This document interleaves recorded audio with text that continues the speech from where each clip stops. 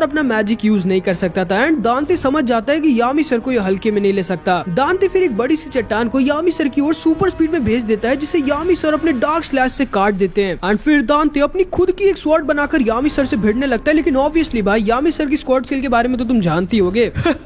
आज सालों बाद मुझे फिर से लड़ने में मजा आ रहा है। तुम तो कमाल हो यामिसू के हीरो। चुप बे पागल, काश मैं तुम्हें मार पाता यामिसू के हीरो, लेकिन कोई बात नहीं, तुम्हें हराने के बाद वो दोनों सुंदर लड़कियां मुझे पसंद करने लगेंगी।